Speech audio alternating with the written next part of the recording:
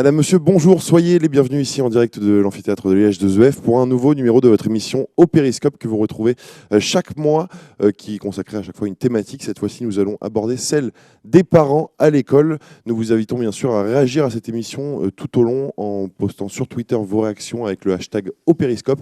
N'hésitez pas à interpeller également les intervenants que je vais vous présenter dans quelques instants. Aujourd'hui, avec nous 4 intervenants, 2 en présentiel, 2 à distance. On va commencer par ceux qui sont avec moi en plateau, à commencer par vous. Françoise Gillot-Gravouille, vous êtes directrice d'école dans l'Académie de Nantes. Bonjour, merci de participer à cette émission. Et à votre droite, Thierry Vaz, vous êtes directeur général adjoint éducation, enfance, jeunesse à Orvaux et par ailleurs vice-président de l'ANDEF. Bonjour, et merci de prendre part à cette émission. À distance avec nous également, nous accueillons Frédérique Wexler, inspectrice générale de l'éducation, du sport et de la recherche. Bonjour Madame Wexler. Bonjour. Et Monsieur Pierre Perrier, vous êtes professeur en sciences de l'éducation à l'université de Rennes 2. Bonjour. Bonjour à vous. Bien, je vous propose aujourd'hui une émission scindée en 2 parties. Une première qui fera office d'introduction aux propos, à définir les enjeux autour de cette thématique des parents à l'école, et puis une deuxième qui sera consacrée aux illustrations sur le terrain. Et on va commencer avec vous, Madame Wexler, avec cette première question. Pourquoi la relation que l'école entretient avec les parents est-elle considérée aujourd'hui comme importante, voire nécessaire ? Tout simplement parce que l'éducation est un enjeu essentiel pour l'ensemble des nations dans le monde. Et donc, comme c'est un objet partagé entre l'école et la famille, il s'agit de créer un lien étroit et au service du parcours et de l'intérêt de l'enfant. L'UNESCO affirme même que l'éducation peut transformer la vie, contribuer à éradiquer la pauvreté, contribuer à la paix et au développement durable. C'est finalement l'éducation, le fil rouge des 17 objectifs de développement durable de l'UNESCO. Donc l'école n'a pas d'autre choix que de tisser un lien étroit et respectueux avec les parents, les familles, et dans le respect des prérogatives de chacun. Et c'est cet équilibre qui est souvent difficile à accomplir, à mettre en œuvre de part et d'autre d'ailleurs. Cette relation école-famille, il ne faut pas la concevoir non plus seulement comme une relation duale. On n'a pas une confrontation entre l'école et la famille, puisque finalement le trépied fondateur, c'est l'école, l'enfant et la famille. On l'oublie peut-être, mais l'enfant a aussi sa place et son rôle à jouer dans cette relation. Il doit être absolument au cœur. Et puis, on est dans un écosystème, on est dans un environnement. L'enfant, il a une vie aussi en dehors de l'école et de la famille. Et donc, finalement, cette relation, elle se tisse, elle se noue dans un écosystème. Et c'est ce qui peut lui permettre aussi, d'ailleurs, de se décaler et de la concevoir de façon plus harmonieuse. Et dans un contexte où on est souvent inquiet sur le plan démocratique, sur le vivre ensemble, finalement, ce qui se joue dans la relation entre l'école et la famille, les représentations qui vont s'installer, ont un impact très fort sur le contrat social, les valeurs de la République, comme le souligne d'ailleurs le rapport 2021 de mes collègues inspecteurs généraux. Et comme le livre très récent de Serge Pogam, qui parle d'attachement social, le souligne. Et donc, c'est finalement au cœur de cette relation école-famille, on a bien sûr la réussite de l'enfant, mais on a aussi un formidable levier de confiance dans les institutions. Et alors, comment cette relation a-t-elle évolué au cours des dernières années ? Alors, c'est vrai qu'on a une vision en France d'un cloisonnement entre les familles et l'école, qui daterait notamment de Jules Ferry. À l'époque, on se remettait du traumatisme de la défaite de 1870. Il y avait des enjeux de fédérer, d'essayer qu'il n'y ait pas de division territoriale. Et c'est vrai que la famille confiait l'enfant à l'État pour qu'il l'accompagne dans une démarche d'éducation et de moralisation comme citoyen éclairé. Mais je nuancerai le propos. La célèbre lettre de Jules Ferry aux instituteurs de 1883 dit bien demandez-vous si un seul père de famille, alors je ne vais pas citer de façon complètement précise, mais en tout cas si vos propos peuvent choquer un seul père de famille de bonne foi, abstenez-vous. Autrement, soyez hardis et puis développez l'universalisme républicain. Mais il y avait quand même ce souci de travailler avec les familles et dans le respect, des familles. Donc, on peut vraiment nuancer. Octave Gréard parlait aussi de complémentarité avec les familles. Donc, on a souvent tendance à caricaturer ensuite et à sortir du contexte historique les propos tenus. En tous les cas, depuis, la relation entre l'école et les familles a beaucoup évolué, surtout en termes institutionnels et réglementaires, depuis Abi 1975 et ensuite progressivement dans tous les textes. On a installé la place des parents à l'école, dans les instances, en tant qu'élus, et en leur donnant des droits et des devoirs d'ailleurs. Mais ce champ sémantique du cloisonnement, de la prudence, de la réserve, de part et d'autre, est resté quand même profondément ancré.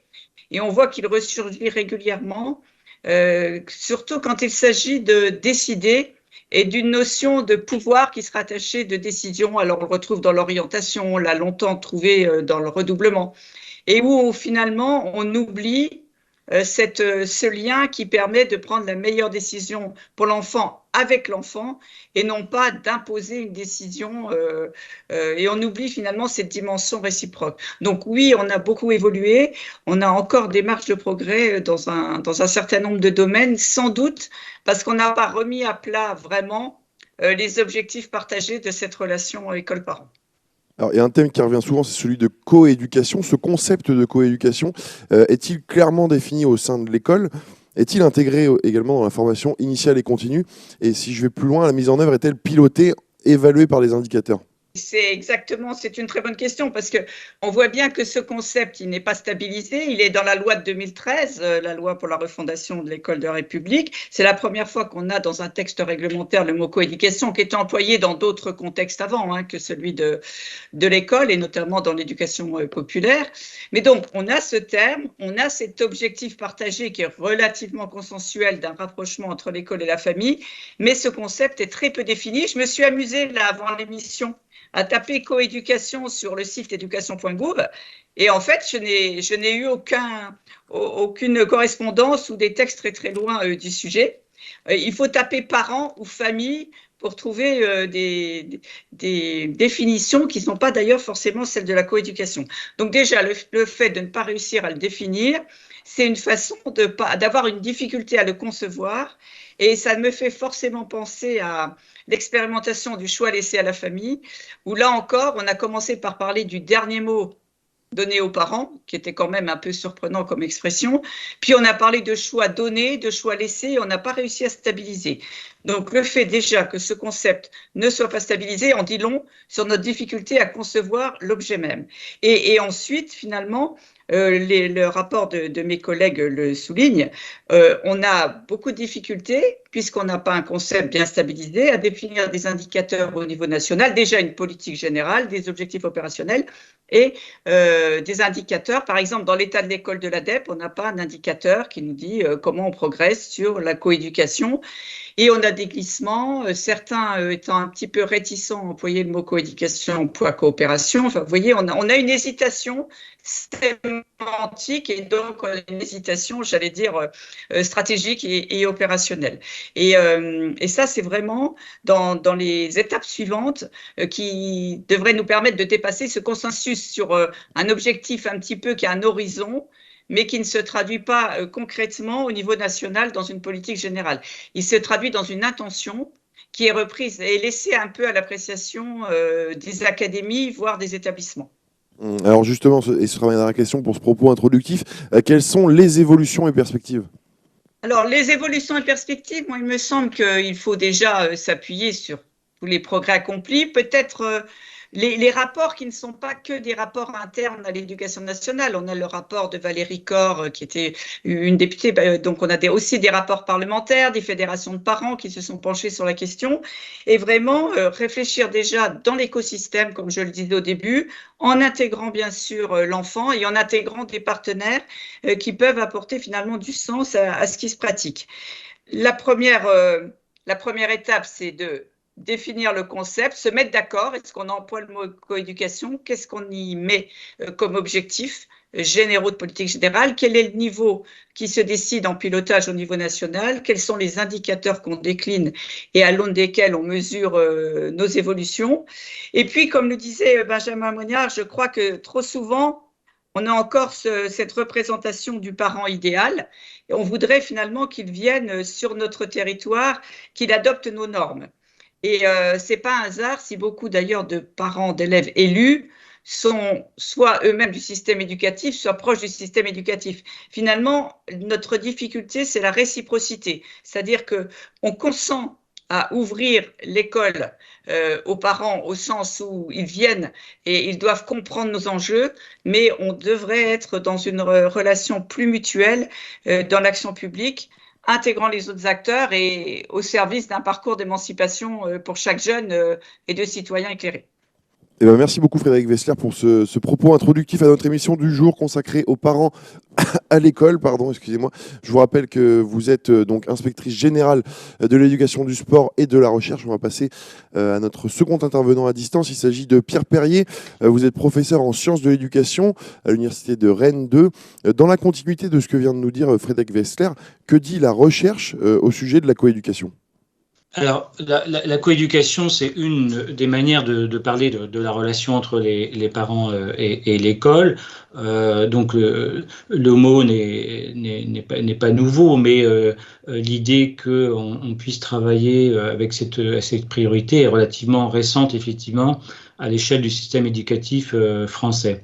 D'ailleurs, plus généralement, la question des rapports entre parents et école a tardé, je dirais, à s'imposer dans le système éducatif en France. On va dire c'est au tournant des années 80 qu'on va voir les notions de partenariat, puis de coopération, maintenant de coéducation, voire d'alliance éducative, s'imposer comme voilà, des perspectives avec lesquelles il faut travailler. Donc, je dirais effectivement autour de cette notion de coéducation qu'on a plus un horizon de sens à donner aux relations entre parents et l'école qu'un véritable concept qu'on pourrait opérationnaliser dans des pratiques. C'est toute la difficulté.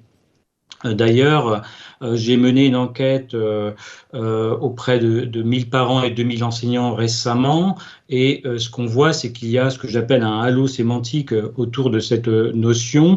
Vous avez 500 mots différents donnés par les enseignants et plus de 300 mots différents donnés par les parents en association avec l'idée de coéducation.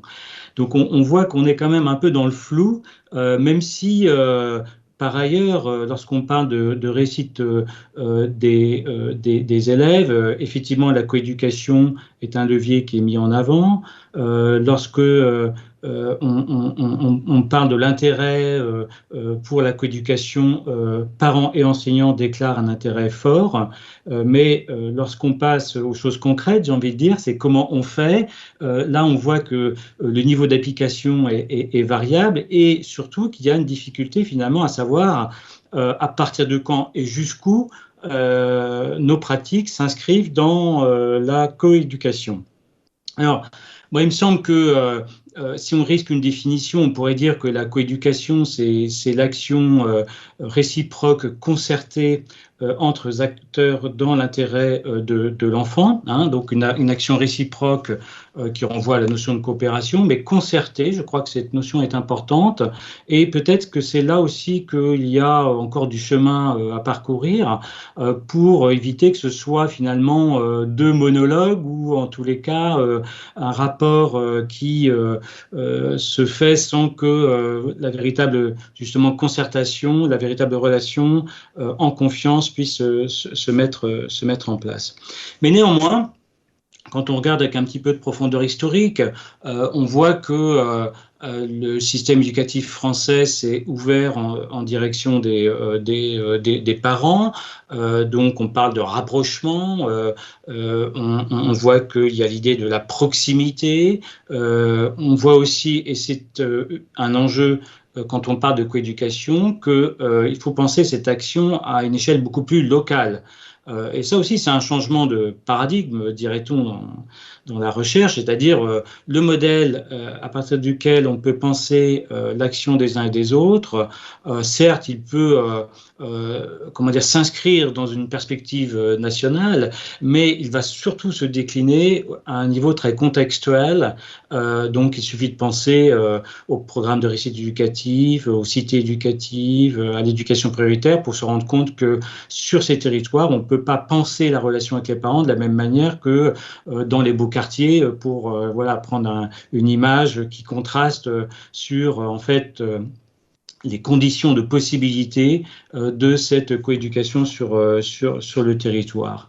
Alors, la coéducation, c'est donc un horizon, c'est un défi en même temps, puisque effectivement, pour les acteurs, il y a toute la question de savoir comment on fait, ce que l'on met dans la coéducation et les modalités pour construire cette relation et ses effets attendus. De ce point de vue, c'est pas tout à fait la même chose quand on écoute ce que disent les enseignants et ce que disent les parents. Du côté des enseignants, en fait, la coéducation, c'est attendre des parents qu'ils présentent un enfant scolarisable, ce qu'on appelle un élève. Et ça, c'est aussi un changement d'une certaine manière, c'est-à-dire que les parents qui étaient tenus à distance dans le modèle ancien de l'école sont aujourd'hui invités à coopérer, à être présents, mais à condition d'endosser un certain rôle. Et ce rôle, qui est en fait défini par l'institution plus que co-construit, me semble-t-il, avec les parents, c'est celui par lequel, effectivement, ils vont être présents, actifs et réactifs pour faire en sorte que leur enfant se comporte comme l'élève que l'institution attend.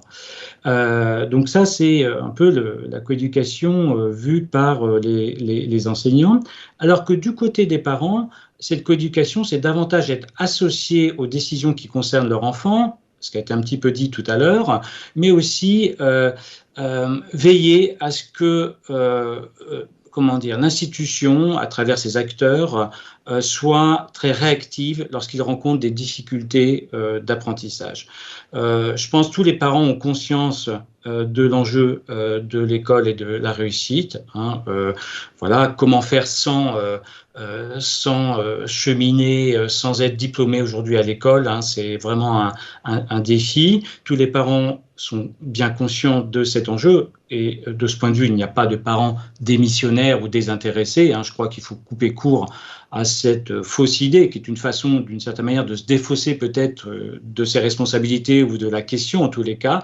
Donc, ce n'est pas de ce côté-là qu'il faut regarder le problème, c'est plutôt de savoir comment on peut co-construire avec parfois des malentendus, puisque je l'ai dit en introduction, derrière la notion de coéducation, il y a des définitions très, très, très variables, des attentes très, très variables. Et donc, du point de vue des parents, finalement, ils veulent surtout qu'on s'occupe de leur enfant. Ça veut dire qu'il faut moins d'élèves par classe et qu'il faut des enseignants qui les informent dès qu'il y a des difficultés. Et ne serait-ce que sur ce point, donc, des apprentissages, de l'instruction, et où les parents seraient non seulement informés, mais associés à la scolarité de leur enfant, on voit que ça peut assez vite tourner à la crispation, voire au désaccord. Alors Pierre Poirier, il y a quelque chose que vous disiez tout à l'heure dans votre propos qui m'a interpellé, c'est vous dites en gros que la stratégie doit être impulsée à l'échelle nationale, mais que c'est les territoires qui vont devoir s'en emparer avec leurs spécificités qui leur sont propres, c'est bien ça?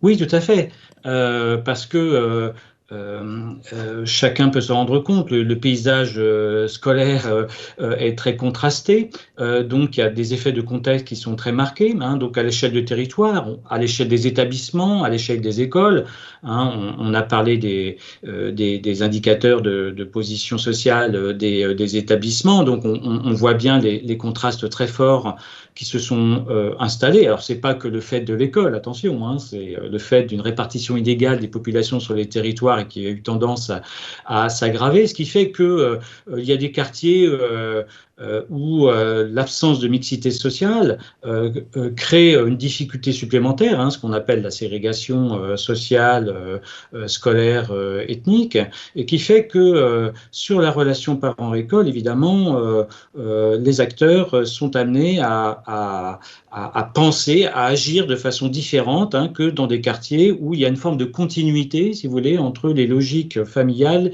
et les attentes scolaires. Donc lorsqu'on parle du parent d'élève, qui est une expression voilà, qui est dans le langage ordinaire des acteurs, en fait, il faut se poser la question de ce que ça implique que d'être parent d'élève et des attentes normatives de l'institution. C'est-à-dire, finalement, comment est-ce qu'il faut se comporter pour être un interlocuteur reconnu par les enseignants, conforme à ce que l'institution attend. Alors, c'est normal que l'institution ait ses attentes vis-à-vis de ses partenaires, on va dire, mais là où peut-être il y aurait un travail sur elle-même, d'une certaine manière, à faire, c'est en se demandant si les attentes qu'elle exprime vis-à-vis des parents sont compréhensibles et accessibles à l'ensemble des parents. Et lorsqu'on se pose cette question, c'est-à-dire qu'est-ce qu'on met concrètement derrière parents d'élèves, on se rend compte que ce n'est pas accessible à tous les parents. Tous les parents ne peuvent pas endosser le rôle de parents d'élèves, ne peuvent pas être dans le métier de parents d'élèves dont parlent certains. Je crois que là, il y a un enjeu à réfléchir, à questionner, qui commence sans doute par l'institution qui doit s'interroger sur elle-même, hein, face aux parents. Et c'est d'autant plus nécessaire qu'il y a une diversité plus grande des parents. Aujourd'hui, dans la société française, donc je ne vais pas développer, mais chacun se rend compte de cette diversification croissante. Donc nécessairement, on ne peut pas attendre la même chose de tous les parents, on ne peut pas avoir les mêmes exigences vis-à-vis de tous les parents, parce que si on les juge à partir simplement d'un système de normes qui s'adresse qu'à un sous-ensemble, vous voyez qu'on risque d'exclure une partie des parents. Et de la même manière, Pierre Perrier, les parents attendent des établissements qu'ils présentent des classes avec moins d'élèves. Ce scénario n'est pas non plus réaliste et applicable dans tous les établissements. Là, je vais sur un terrain où je ne suis pas nécessairement un spécialiste, mais moi, ce que je comprends dans cette attente des parents, c'est que l'enseignant, les parents ont confiance en l'école, en premier lieu. Les parents ont confiance dans les enseignants. Je dirais, moins ils maîtrisent le système, plus ils sont enclins d'ailleurs à faire confiance au système. Mais cette confiance, elle peut être déçue, hein, au fil de la scolarité. Et donc la question de la taille des classes, c'est la question des moyens donnés à l'enseignant pour prendre en compte les difficultés ou les particularités de mon enfant à un moment donné de sa scolarité. C'est ça qu'il faut comprendre derrière. Alors effectivement, dans des classes où il y a plus d'enfants en difficulté, il faut moins d'élèves, hein, pour que l'enseignant soit davantage en mesure de détecter et d'intervenir face aux difficultés des enfants. Et c'est pour ça qu'on voit, y compris donc dans les quartiers populaires, des familles se mobiliser contre les fermetures de classes pour que les enseignants soient remplacés, pour que effectivement il y ait une prise en compte des besoins particuliers des élèves, qu'il y ait un accompagnement dans le travail personnel de l'élève, toutes choses face auxquelles les parents sont pour un certain nombre d'entre eux démunis et où ils attendent que effectivement les professionnels compétents, en lesquels ils sont une fois de plus enclins à faire confiance, puissent intervenir dans les conditions les meilleures, les plus efficaces. Bien, merci beaucoup Pierre Perrier. Alors je vous propose de poursuivre ce débat dans quelques instants pendant notre table ronde qui va démarrer juste après la capsule Juris qui vous est présentée aujourd'hui par Daniel Vergely. Vous le découvrez tout de suite en images. Quand on évoque la relation des parents avec l'école, on pense spontanément à l'exercice de l'autorité parentale dans le cadre scolaire. J'ai choisi de privilégier deux aspects: les décisions à prendre vis-à-vis de l'élève, le droit d'information des parents. J'envisagerai pour finir les droits et obligations des parents en qualité de membres de la communauté éducative. Selon quelles modalités sont prises les décisions en lien avec la scolarité de l'élève? Le principe est que chaque parent est également responsable de l'enfant. C'est l'article 372 du Code civil qui dispose que les pères et mères exercent en commun l'autorité parentale. Peu importe à cet égard que les parents soient mariés, divorcés ou simplement séparés, on ne perd pas pour autant l'autorité parentale. Cela, je pense, s'entend assez facilement. Ce principe étant posé, il convient de distinguer clairement deux hypothèses. La première est celle des actes dits usuels. On dit qu'il y a présomption d'accord entre les parents. L'accord d'un seul des deux suffit. Mais qu'est-ce qu'un acte usuel? Un acte usuel, cela peut être par exemple une demande de dérogation à la carte scolaire, une primo-inscription ou la réinscription dans un établissement scolaire public, ou bien les justifications des absences scolaires ponctuelles et brèves. La deuxième hypothèse est celle dite des actes non usuels.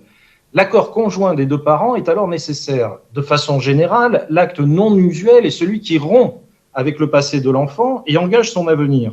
Quelques exemples à nouveau: la décision d'orientation, l'inscription dans un établissement d'enseignement privé ou le changement d'orientation. On se heurte ici à deux difficultés. La première, c'est qu'on cherchera en vain dans le Code civil une liste des actes usuels et non usuels. La définition précise de ces deux catégories d'actes résulte de la jurisprudence qui statue au cas par cas. Par ailleurs, s'agissant des actes usuels, en cas de désaccord entre les parents, la présomption d'accord tombe. En cas de difficulté d'interprétation, le chef d'établissement peut éventuellement saisir le procureur de la République pour obtenir toute précision utile. L'information des parents est un second aspect du droit de la parentalité. Quelques exemples parmi les plus probants. Avant même la scolarisation de l'élève au collège ou au lycée, ils doivent être informés de leur droit, non pas d'obtenir une dérogation à la carte scolaire, mais d'effectuer une demande dans ce sens. C'est l'article D111 du Code de l'éducation. Chacun des deux parents doit ensuite être tenu informé des résultats scolaires. Les coordonnées des deux parents doivent être recueillies en début d'année de façon à garantir leur information en cas de divorce ou de séparation. Autre exemple du droit d'information des parents, la distribution du livret d'accueil dans les écoles primaires, qui définit les règles de fonctionnement de l'école, les réunions collectives de présentation en début d'année scolaire, les réunions parents-enseignants organisées au moins 2 fois par an. Je crois qu'on trouve tout ça à l'article D111.1 et suivant du Code de l'éducation, ou la réunion de présentation du projet d'école ou d'établissement, c'est l'article L401.3 du Code de l'éducation. Et puis, bien entendu, les rencontres individuelles à la demande des parents ou des enseignants. Je me suis beaucoup étendu sur les droits des parents, mais le régime de la parentalité comporte aussi, il faut le souligner, des obligations. La première de ces obligations, en termes éducatifs, c'est de veiller à la scolarisation de l'enfant. L'instruction est obligatoire en France pour chaque enfant, dès l'âge de 3 ans et jusqu'à l'âge de 16 ans. La contrepartie de ce droit pour l'enfant de recevoir une éducation, c'est l'obligation pour les parents de signaler et de justifier toute absence de l'enfant. On trouve cela dans la circulaire du 24 décembre 2014 sur la prévention de l'absentéisme scolaire. Quelques mots pour finir sur le statut de membre de la communauté éducative des parents d'élèves. Article L111.3 du Code de l'éducation.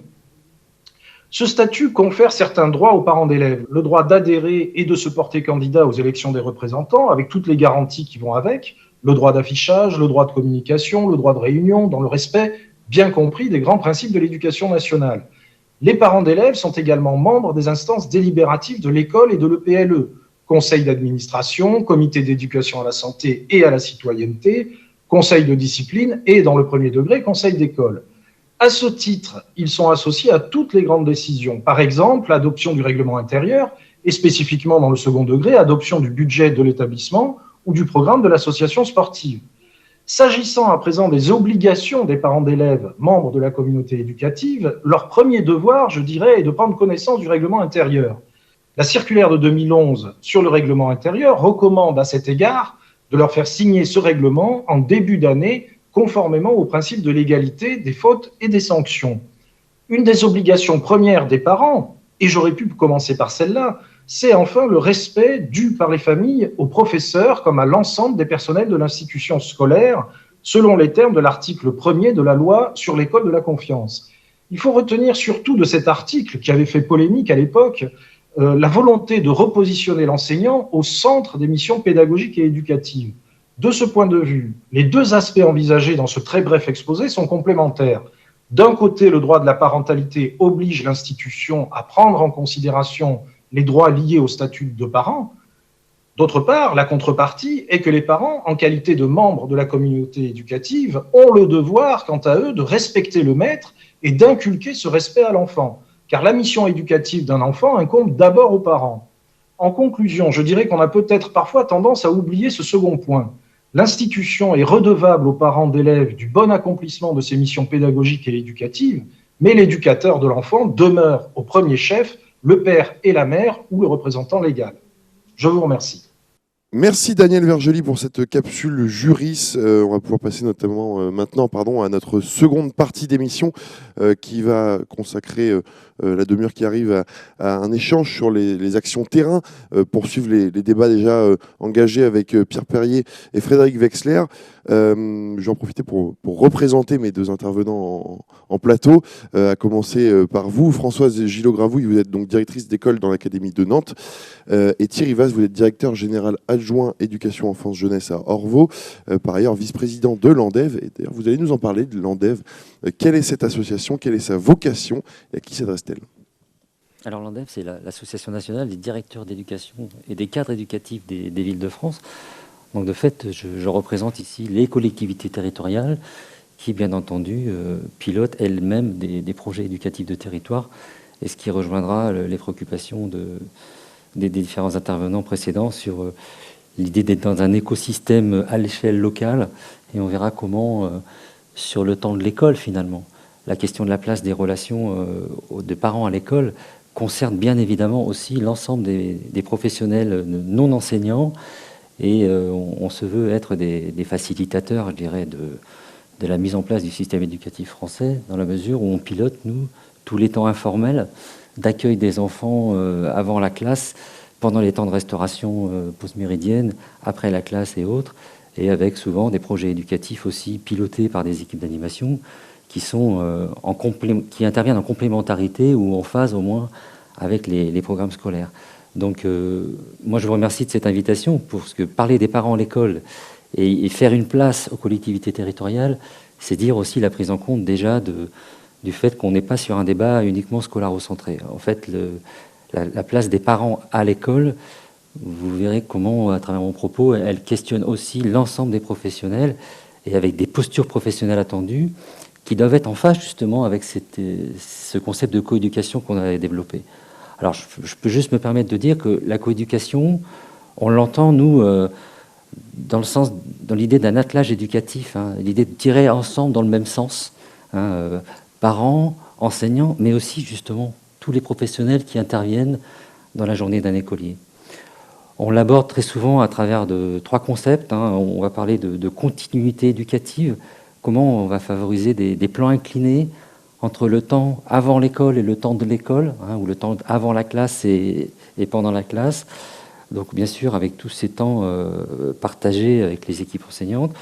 On va aussi parler de complémentarité éducative. Je crois qu'aujourd'hui, quand rien que sur le plan du plan de relance de l'école maternelle, on entend parler donc de parler professionnel, du langage soutenu, etc.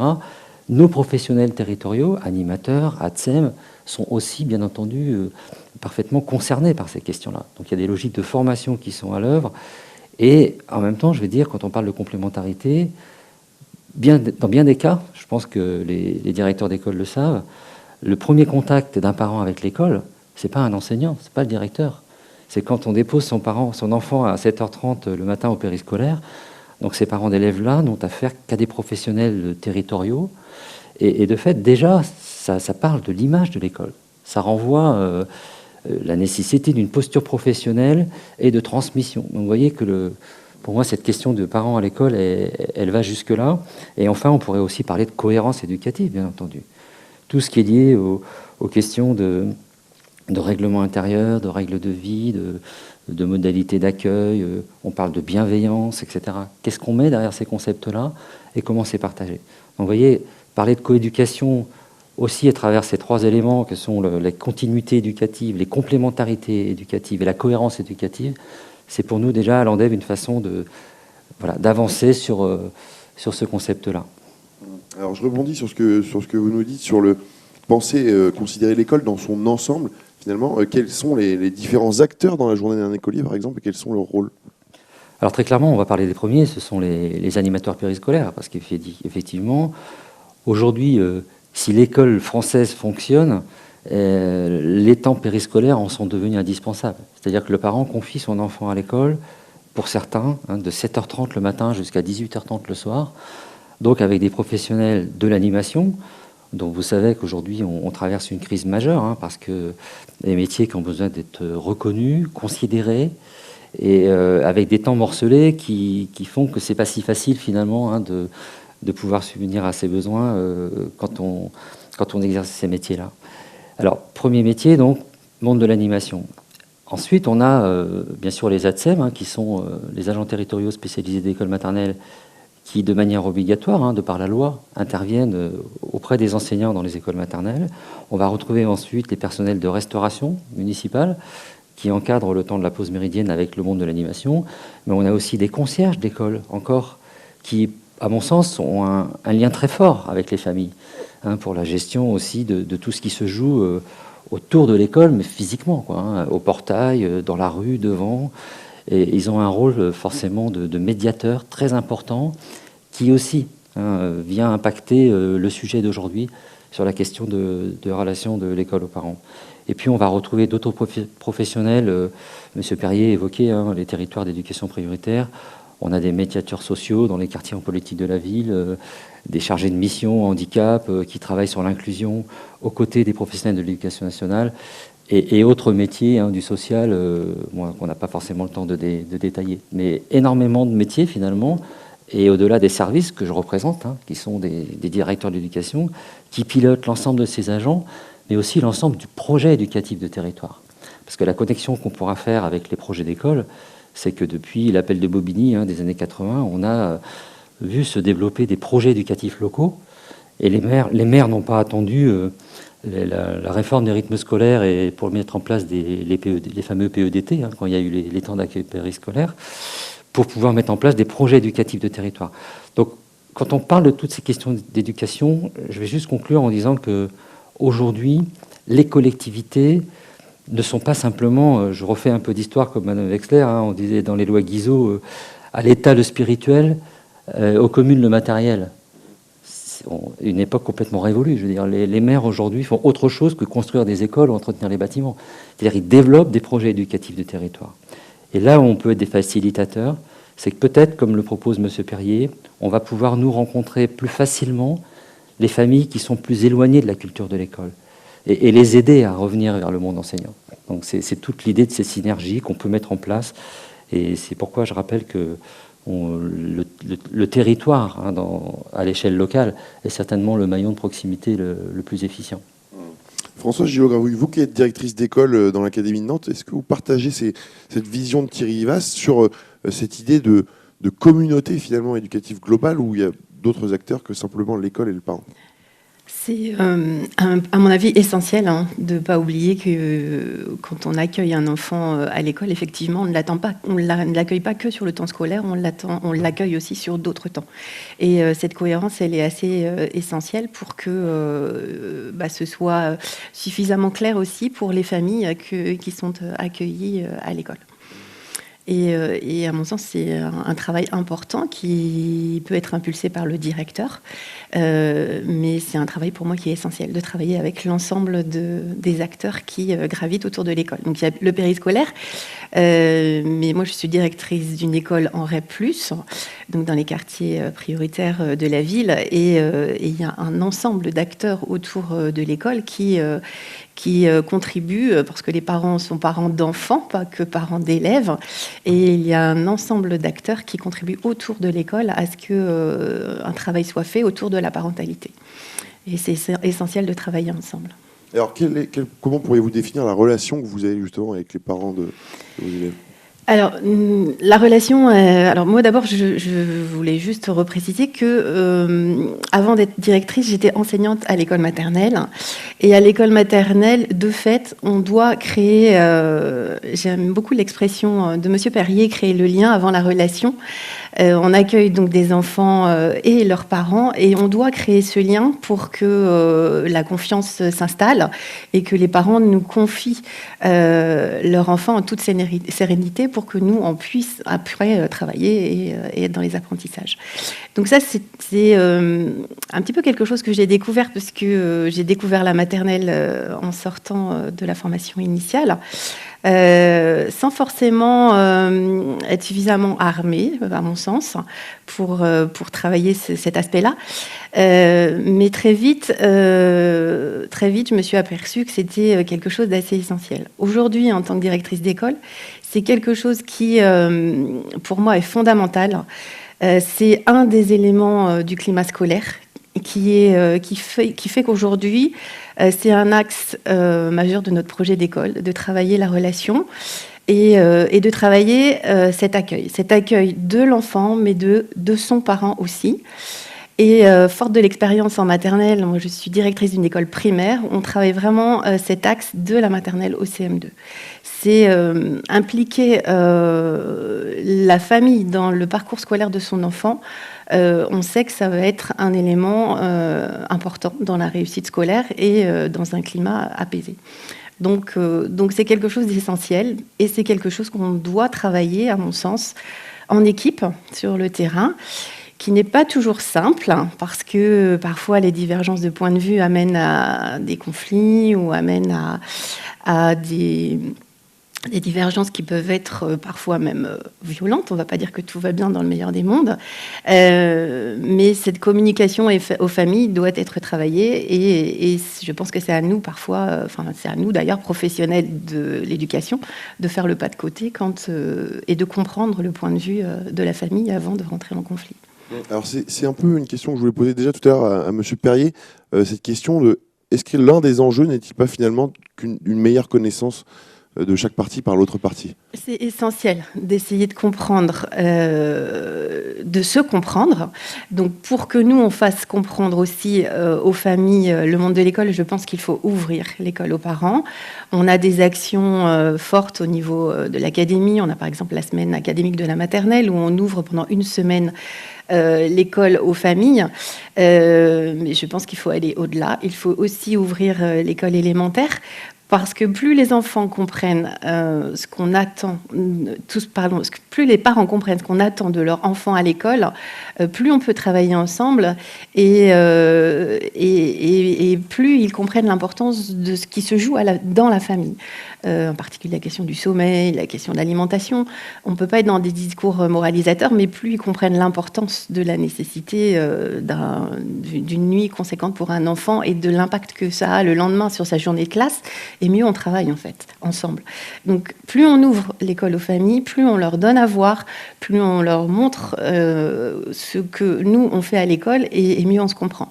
Ça permet aussi d'apprendre à se connaître, d'apprendre à connaître les différences, et parfois aussi, on voit bien que en REP plus particulièrement, on peut avoir des obstacles culturels, mais plus on apprend à les connaître, et mieux on les surmonte. Donc c'est important vraiment de se connaître. Ça, c'est essentiel.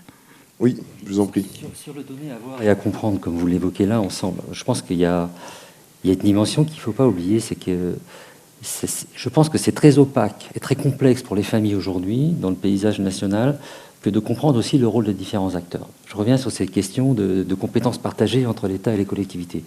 Je vous donne un exemple concret. Quand on a vécu la crise sanitaire et la Covid, ça a été extrêmement compliqué de ne pas parler d'une seule voix, finalement. Parce que les parents ont besoin de comprendre les protocoles, les mises en œuvre, qui du directeur de la ville va fournir les masques, le gel, le protocole qui a évolué. C'est l'éducation nationale qui produit ces changements, mais c'est à nous, collectivités, de nous adapter. Et les parents ont besoin, ils nous disent, mais parlez-nous d'une seule voix. Je veux dire, le directeur ne peut pas nous donner cet élément-là, et vous, un élément contradictoire. Donc ça oblige finalement à des alliances éducatives aussi sur le plan des professionnels. Et si on prend un autre sujet comme le service minimum, dont on parle beaucoup aujourd'hui, d'accueil en cas de grève, c'est très opaque pour les parents, parce que suivant que la grève soit déclenchée par le monde enseignant ou par la territoriale, les réponses ne sont pas les mêmes. C'est-à-dire, et on voit énormément de parents d'élèves finalement s'adresser aux maires pour poser des questions, y compris des questions qui reviennent à des éléments de scolarité, sur la difficulté d'apprentissage, ou alors sur le fait que, alors est-ce que vous allez maintenir l'ouverture de la classe à la rentrée prochaine, alors que c'est pas de la compétence du maire, c'est de la compétence du directeur académique. Donc je pense que quand on parle de compréhension, on doit faire un effort, à mon sens, concerté, d'explicitation, de rendre lisible ce qui, pour certaines familles, est très opaque dans le cadre des compétences de chacun. Donc voilà, et je pense qu'on a tellement de sujets à partager, aussi sur des sujets de fond, comme aujourd'hui les questions de harcèlement entre enfants, de l'inclusion d'enfants en situation de handicap. On parle beaucoup aujourd'hui de végétalisation des cours d'école, d'égalité filles-garçons, de lutte contre les écrans.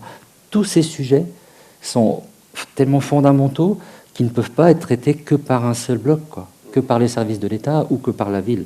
Donc moi j'en reviens à la nécessité, dans la relation école-famille, pour le bien devenir de leurs enfants finalement, de nous mettre ensemble en situation d'avancer sur cette question-là, de nous ajuster ensemble. Frédéric Wexler, peut-être en réaction à ces différentes réponses qu'on vient d'entendre. Tout d'abord, je rejoins tous les propos des autres intervenants sur le fait notamment de l'articulation entre un cadre national et une déclinaison fine dans un écosystème. C'est le sens de mon propos au début en disant cette relation bilatérale école-famille, elle se situe dans un environnement et c'est l'ensemble des acteurs qui interagit et qui peut d'ailleurs faciliter ces alliances éducatives dont vient de parler l'intervenant. Ce qui me frappe et là où je voulais réagir, c'est sur les propos de dire qu'il faut que cette relation, elle soit réciproque, mutuelle et concertée. Et on a encore tendance souvent à considérer qu'on va expliquer aux parents. En fait, on va expliquer ce qu'on attend d'eux. Donc, on reste quand même dans cette démarche normative où on s'efforce que le parent se rapproche de ce qu'on attend. Or, ce qui m'a interpellée, beaucoup frappée une fois, c'est lorsque je travaillais avec des universitaires canadiens, et c'était en Tunisie d'ailleurs, sur leur relation école-famille, et où on a pris l'exemple, vous savez, de nos PPRE, de ces parcours qui sont personnels, et on s'est dit finalement en France, dans le meilleur des cas, on va travailler en équipe au sein de l'école, en essayant de récupérer des informations auprès de l'infirmier, de l'assistance sociale, etc. Bon, une équipe un peu élargie. Et puis ensuite, on va inviter la famille, dans le meilleur des cas, si on ne la convoque pas, on l'invite, et on va lui demander si elle est d'accord, et on va amender à la marge, en tenant compte à la marge de quelques éléments. Parfois, c'est un peu mieux, je caricature sans doute un peu, mais c'est quand même notre démarche, c'est-à-dire on va expliquer, on va demander l'adhésion, mais on aura réfléchi en amont. Et les collègues canadiens nous disaient, mais nous, dans ce qui est équivalent, d'emblée, la famille est présente, d'emblée l'élève ou ses représentants, et on conçoit ensemble exactement ce que disaient les intervenants, c'est une conception ensemble. Et donc ça, je pense que c'est quand même un changement, on parlait de changement de paradigme, c'est vraiment très profond de travailler avant tout sur ça, sinon on progresse sur des éléments un petit peu marginaux. On va améliorer le ton, on va être un peu plus bienveillant, on va être un peu plus... Mais on va pas modifier structurellement la relation école-famille. Et ça me paraît complètement fondamental.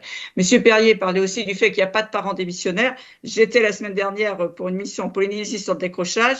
À un moment, j'ai expliqué ça en m'appuyant sur l'étude d'ailleurs de Romain Delès, Filippo Piron pendant le Covid, qui montre que c'est les familles modestes qui ont passé plus de temps auprès de leurs enfants, qui ont le plus investi finalement l'école à la maison, pas forcément avec les résultats attendus par l'école, mais en tous les cas, elles se sont beaucoup investies, en disant il n'y a pas de parents démissionnaires. Et la ministre de l'Éducation de Polynésie française a tout de suite réagi en disant mais ça, il faut vraiment le dire parce que c'est encore une idée qui reste ancrée.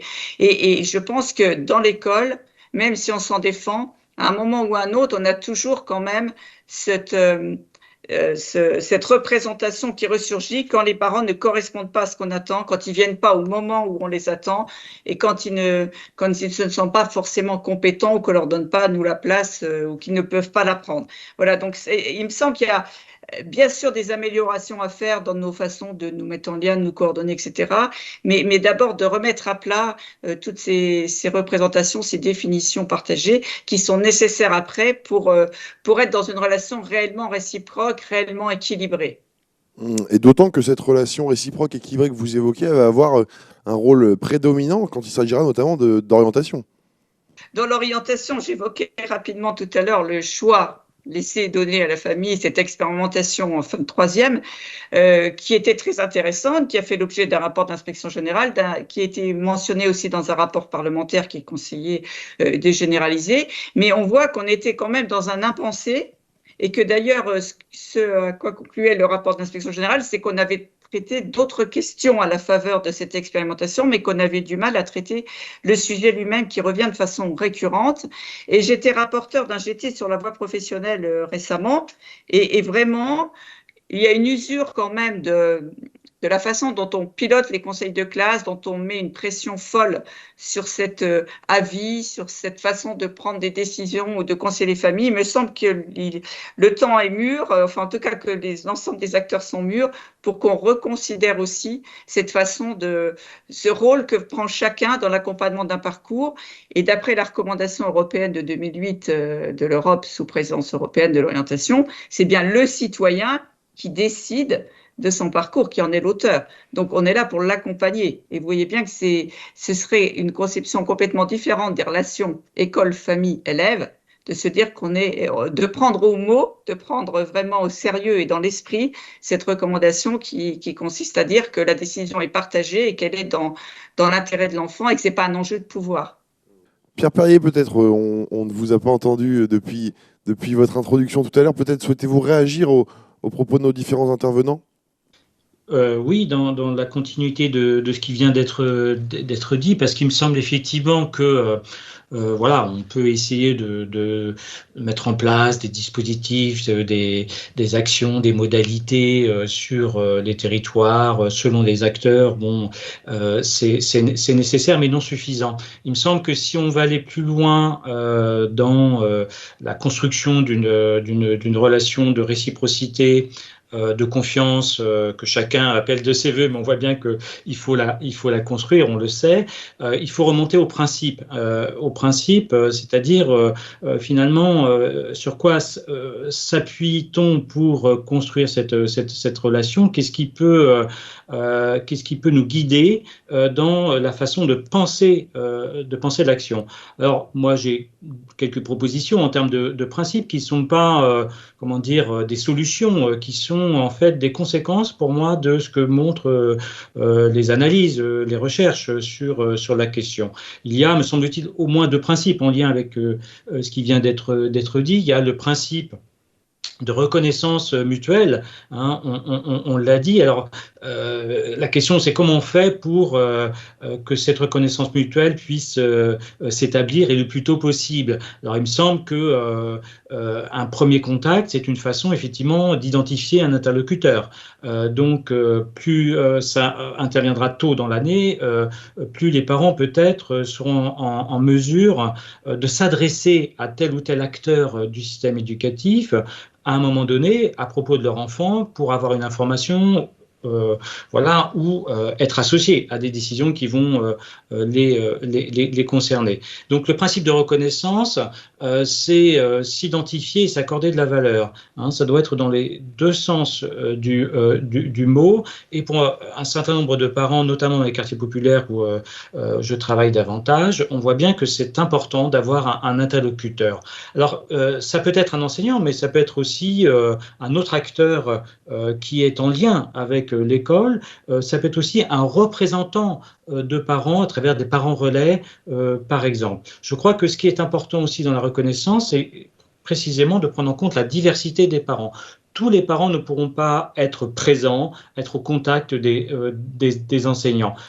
C'est ce vers quoi il faut tendre, mais quelque part, c'est une fiction nécessaire qui ne va pas nécessairement se réaliser. Donc, à défaut d'être tous présents, au moins faudrait-il qu'ils soient tous représentés. C'est-à-dire qu'il y ait une voix qui porte les intérêts, les valeurs des parents. Donc un principe de reconnaissance, et je crois qu'il y a beaucoup à faire dans ce sens, afin que les parents soient réellement mis à égalité de droits, d'information, à égalité de considération sur ce qu'ils font, non pas jugés à partir d'une norme de ce que l'on attend, mais reconnaître ce qu'ils font à la mesure de leurs moyens.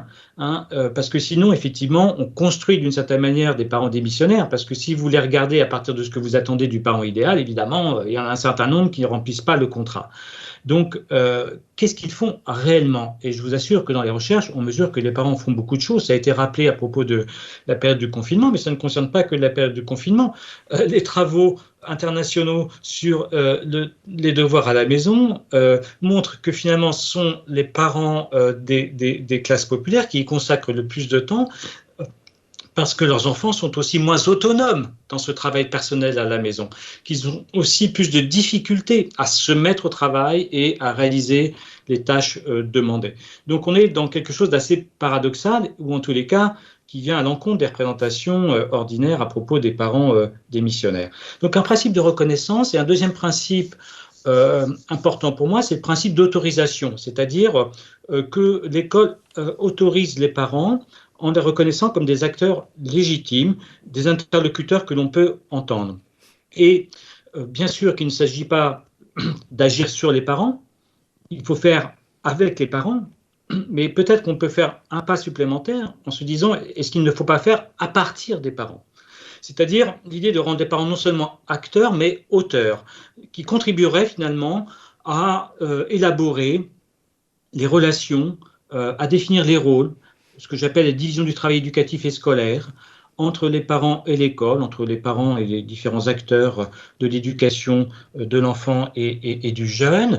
Et donc ce principe d'autorisation qui donne une voix aux parents, qui leur donne un statut, une légitimité, c'est quelque chose sur lequel on peut réfléchir. Et c'est à cette condition, à mon sens, que effectivement on peut avoir la possibilité d'une réciprocité, d'une confiance, parce que les parents se sentiront légitimes.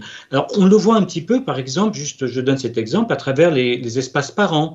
Les espaces parents, symboliquement, disent aux parents qu'ils sont légitimes dans l'institution, créent un espace où les parents peuvent avoir une parole entre eux, pas simplement non plus avec les acteurs de l'institution scolaire, et d'où peuvent émerger un certain nombre de propositions, de projets, que les parents formulent. Donc cette reconnaissance des parents comme légitimes et comme pouvant être des auteurs, à mon avis, c'est quelque chose qui contribue à construire une réciprocité entre école et famille, à égalité de statut et de parole. Il ne faut pas simplement que l'autre parle, il faut que sa voix soit entendue et considéré. Merci beaucoup Pierre Perrier. Alors Françoise Giogravouille, vous souhaitiez réagir à ce que vient de dire M. Perrier? Je voulais réagir et voilà. Et comment sur le terrain, vous avez parlé tout à l'heure de parents idéal. Effectivement, il n'y a pas de parents idéal. Et sur la notion de coéducation qui est apparue dans la loi de refondation, ça m'a beaucoup moins questionnée. Et j'ai cherché aussi, j'ai pu trouver une recherche canadienne aussi érudite qui pose que la coéducation, ça n'est pas co-enseigné, c'est-à-dire que l'enseignement, ça appartient aux enseignants, à nous d'expliquer comment on travaille, mais ce sont des décisions du côté des enseignants. Ça n'est pas co-géré, c'est-à-dire que s'il y a quelque chose qui se passe dans l'école, ça va, avec un enfant, c'est pas les parents qui vont régler entre parents, mais ça va se régler avec les professionnels de l'école. Et ça n'est pas éduquer les familles, c'est-à-dire que les familles, elles arrivent comme elles sont, avec leur histoire, leur culture, et on ne peut pas imaginer vouloir éduquer les familles comme on aimerait qu'elles soient, parce que ce serait plus facile. Donc ça, c'est quelque chose que j'aime bien travailler avec mes collègues, pour se dire qu'il n'y a pas de parents idéal, il n'y a que les parents qu'on accueille à l'école. Ça, c'est la première des choses. Je voulais réagir aussi sur les parents qui ont besoin d'être reconnus et qui passent parfois par des représentants. On a quand même des difficultés parce qu'on a des parents élus dans les conseils d'école et dans les écoles. Moi, ma difficulté, c'est que les parents élus, ils ne représentent pas forcément l'ensemble des parents. Ils sont élus, alors ils sont sur une liste indépendante, mais je vais travailler avec les parents élus sur un certain nombre de sujets. Mais je sais aussi, pour pouvoir toucher toutes les familles, qu'il va falloir que je m'adresse à tous les parents sur des moments spécifiques. Et pour pouvoir aussi faire rentrer les parents dans l'école, bien sûr, il y a les espaces des parents, il y a les cafés des parents, mais il y a aussi tous les temps de convivialité qu'on va pouvoir mettre en œuvre, qui sont extrêmement importants, où chacun peut amener éventuellement un petit bout de sa culture par le biais d'un gâteau, d'une boisson, etc. Et qui sont des moments extrêmement importants pour créer la relation. Moi, je voulais vous poser une question, je vous ferai répondre juste après, Thierry Vasse, sur la continuité avec le collège ensuite. Comment vous préparez les parents à ce changement aussi d'établissement où ils vont devoir rencontrer une nouvelle équipe éducative, où ça va finalement peut-être casser un petit bout du lien que vous aviez créé. Comment assurer la continuité ? Alors ça aussi, c'est quelque chose qui inquiète beaucoup les parents, le passage au collège. Donc on a créé ce passage. Donc on travaille beaucoup avec le collège de secteur par le lien des liaisons CM2 6e. Et là aussi, on invite les parents à nous rejoindre dans des actions pour dédramatiser cette entrée au collège, où pour certains parents, c'est vécu comme une arrivée dans un autre monde, un monde parfois représenté par de la violence, du harcèlement. Enfin voilà, ils sont souvent dans ces représentations-là. Donc à nous de montrer qu'il y a une continuité et que les équipes du second degré sont aussi accessibles que celles du premier degré. Thierry Vasse, vous souhaitiez compléter ? Oui, c'est vrai qu'au regard des propos de Pierre Perrier, quand on parle de reconnaissance, d'autorisation, de réciprocité, bien entendu, on est complètement en phase avec ça. Et pour moi, ça questionne vraiment le sujet de la formation des professionnels. C'est-à-dire que quand je nous entends débattre, moi j'ai l'impression que ça fait 30 ans qu'on en parle, de ces questions de relations école-famille et de besoins de reconnaissance, de réciprocité et autres. Mais je pense que tant qu'on n'aura pas franchi un cap très important sur la formation, parce que Françoise Gillot-Gravouille évoquait tout à l'heure qu'en sortant de formation, elle a été formée à la didactique des disciplines, à la pédagogie, à la prise en charge d'élèves, mais pas à la relation aux familles. Et je crois qu'aujourd'hui, c'est un sujet qui ne décolle pas. Et je voudrais juste faire le parallèle avec la question de la petite enfance, puisque je pilote aussi, moi, dans mes directions, un service qui gère des crèches, des établissements d'accueil de jeunes enfants. Et là, je pense que la petite enfance a beaucoup plus avancé que l'institution école sur ces questions-là. Et d'ailleurs, il y a un document très intéressant qu'on pourra laisser en bibliographie, qui est le soutien, la charte nationale de soutien à la parentalité, qui est issue du ministère des Solidarités et de la Santé, et qui dit en 8 points des concepts qui sont très facilement généralisables à l'ensemble des institutions, j'ai envie de dire, qui accueillent des familles. On parle de reconnaître, de valoriser prioritairement les rôles, les projets et les compétences des parents, de s'adresser à toutes les familles, quelles que soient les configurations, permettre à chaque parent d'occuper sa place dans le développement de l'enfant. Je ne vais pas les détailler tous, mais on a des entrées qui sont déjà formalisées, efficientes, et j'ai vraiment le sentiment que dans le secteur de la petite enfance, on n'est pas face à ces problématiques-là. Peut-être, et je vais soulever peut-être un sujet qui fait gratter un peu, mais peut-être qu'en petite enfance, plus que le monde enseignant, les professionnels acceptent de lâcher un peu de leur taux de puissance et un peu d'une partie de leur pouvoir. Et je pense que les enjeux de pouvoir, je pense que Mme Drasler a aussi utilisé ce mot-là, c'est peut-être quelque chose qu'il faut regarder, mais qu'il faut accompagner en formation. C'est très compliqué pour des jeunes professionnels que de se confronter à cette réalité de famille qui, effectivement, sont jugeantes, parce que l'éducation, finalement, en France, tout le monde pense avoir sa clé de compréhension. Autant on ne va pas nous expliquer à un parent avocat ou ambulancier comment il doit faire son métier. Les professionnels enseignants, non enseignants du secteur éducatif sont très rapidement jugés sur le fait d'être des bons ou des mauvais enseignants ou animateurs, etc. Donc, la formation, il faut étayer, mais c'est sur le plan des contenus, mais c'est aussi travailler sur l'acceptabilité du partage et de la réciprocité. Bon, je vais peut-être donner le mot de la fin à Frédéric Wexler. Pour le coup, on arrive au terme de notre heure de débat.